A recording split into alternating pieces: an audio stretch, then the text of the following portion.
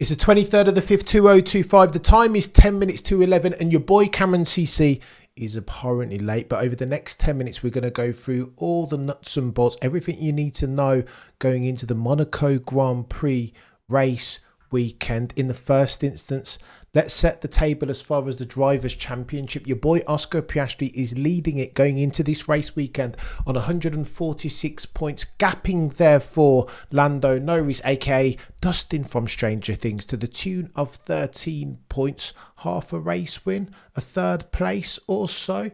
Maximilian Verstappen a further 9 points adrift, 22 points off the lead. That has to matter. 22 points is near as makes no difference. A whole race win. And of course, we are a third of the way through the championship. Now, Oscar Piastri is breathing rarefied air of late. There is only two people to have won or to have scored more points in consecutive Grand Prix than Oscar Piastri. Oscar Piastri has scored points even in 35 consecutive races. Only Lewis Hamilton on 48 and Maximilian Verstappen, who scored in 43 races consecutively, have improved that therefore metric. Lando Norris though needs to get some love here. He's not been too bad. 8 straight top 5 finishes, although one would contend that in the final parts, the dying embers of the 2024 season, he was winning races doing one of these. Ever since in 2025 it's become pressurised circumstance, all of a sudden Lando cannot get it over the hill. It's pressure, it's mental fortitude of or lack thereof, and then you come to find out Oscar Piastri on the Checkered Flag podcast. For the avoidance of doubt, all F1 journos are created equally, but some are created more equal than others. Andrew Benson interviews Oscar Piastri, and you learn that he's been speaking to a sports psychologist ever since he was in F3. Therein lies the difference between one OJ and one Lando Norris. Your odds as far as Grand Prix winner, Oscar Piastri is currently the favourite. They give him 2-1 odds, meaning if you bet £1 you'll get £2 back. That translates into a probability of 33%. Ergo, you run the current race or the Monaco Grand Prix race under the current set of circumstances 100 times, and Oscar Piastri will win 33 of them. Lando Norris, £2 gets you £5 back. Again, this is not financial advice. Lando Norris therefore 29% probability. Maximilian Verstappen the same percentage. As far as dropping it on pole, and pole will be all important around here for reasons which we'll go into shortly. Oscar Piastri has the whip hand, is holding the red pen. 36% of the time Oscar Piastri puts it on pole, say the forensic accountants, the actuarials, the experts being the odds makers. Lando Norris, cheeky 27% of the time, 11-4, meaning therefore £4 gets you back 11. Maximilian Verstappen, only 25% of the time, £1 will get you £3 back. For the avoidance of doubt, what we will never ever do on this channel is back against Maximilian Verstappen. Not now, as at the 23rd of the 5th, 2025. Not ever. The reason why pole is so important is laid bare as follows. In the 21st century, more races have been won from pole position at Barcelona 18, Monza 15, Suzuka 15 than Monaco, but yet and still, I get it, that's ever so slightly misleading, but I would contend that that's a bit of an apophenia. Correlation dot causation either. The former does not imply the latter. All you need to know is that 14 of the last 20 Monaco Grand Prix have been won from pole. Therefore, for an easy life, if line of least resistance PLC is something in which you wish to be invested, the 20 currently on the grid will want to drop it on pole. And as far as head-to-head performance, here's all you need to know. Charles Leclerc around Monaco currently bests his teammate 5-1. George Russell again, not too bad. Bests his teammate 4-1, 80% of the time. Some of the worst, however, Sir Lewis Hamilton doesn't fare so well. Only beats his teammate in quali at the Monaco Grand Prix 41.2% of the time. That, ladies and gentlemen, is chaos. And here's me thinking that my old mate Sir Lewis Carl Davidson Hamilton was an absolute demon around Monaco. Lance Stroll again, bloody Nora, 1-6 is even passing the Mendoza line at this point. 14.3% of the time even. Lance Stroll has beaten his teammate in quali at Monaco. Oh, and by the way, DRS is going to be important, maybe, kind of, but it speaks to the circumstance. No, the aspect of the Monaco Grand Prix nears makes no difference, no overtaking. But yet and still, the DRS activation happens 80 metres after turn 6.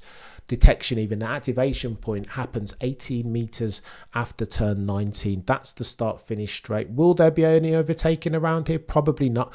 The most of the lap time is to be gained around the low minimum speed turns, particularly with my qualifying cap on. See sector 2, Rascasse in sector 3, Casino, swimming pool, but again, one of the higher speed turns. The track circumstances as follows. Look. The race distance, 78 laps. Total race distance, 260 kilometers. Circuit length, 3.3. Lap record, 1 minute 12.909. Your tyre compounds for this Grand Prix, C6, C5, C4. Go. Potentially, tyre deg will be a problem, a thing that we'll be discussing. Bearing in mind, McLaren's doable competitive advantage has been by dint of their ability to minimise for their tyre deg, notwithstanding the recent reiterations and communications around technical directives. You'll recall, at first it was phase changing materials, and now it's electrothermal cooling.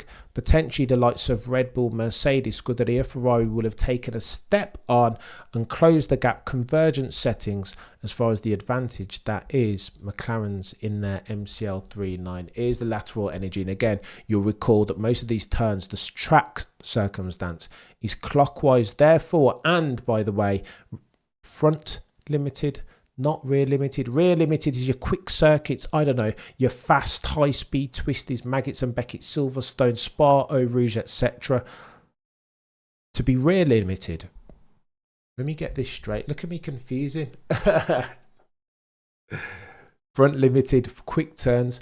Rear limited, slow. The speed will be from getting the turn, getting the corner, getting the front nose hooked in and getting the corner turned. And again, that leans on a Max Verstappen, a V-line merchant like Oscar Piastri, because they will be able to do that better. Lest we forget Maximilian Verstappen a couple cycles ago, Monaco Grand Prix, Sector 3, him versus Fernando Plan Alonso into Rascasse. That's what we're talking about here. The ability to manipulate the car on and around the limits of adhesion. Max Verstappen doesn't do that too badly, though there would be a toll to be taken as far as the rear tyres. Hopefully the likes of Mercedes, Red Bull, Scuderia, Ferrari have instituted for this phase changing materials and or electrothermal cooling with a view to mitigate the rate at which their rear tyres are falling off. So too, here's Albert Fabregas talking about the rear wing circumstance, and it will be the same across all parties.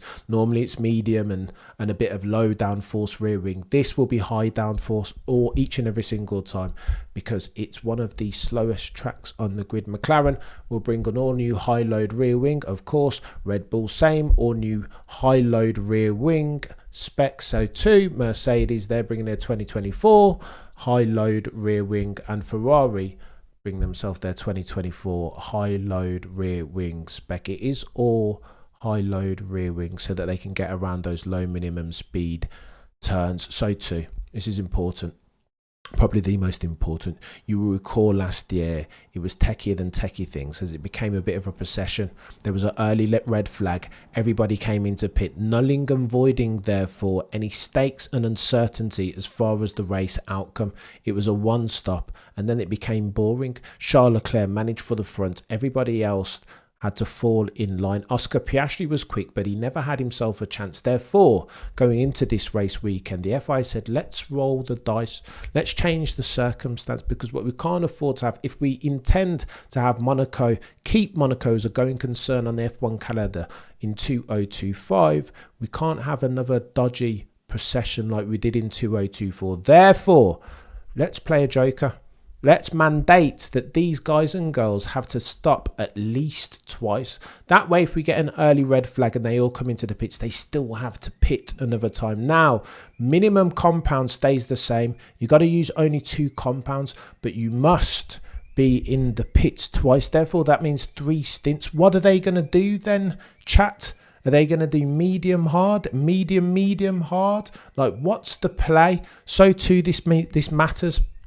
Because some of these teams on the first and second laps will just roll the dice and pit irrespective of whether there's a red flag, because there is meaning and pace, lap time, therefore, in a cheeky undercut early. The guys and girls over at F1 TV were speaking about this, that pit early on lap 1 or lap 2, irrespective of a red flag circumstance, and you get yourself some clean air. Like, let's say Lando and Oscar. Let's say Oscar drops it on pole and Lando sits there in second. What's the point from a Lando Norris perspective in sitting in the dirty air of Oscar Piastri for 70-something laps? It would make sense, if you are Lando in second, to pit, get yourself some clean air. Bearing in mind we have 2 mandated stops.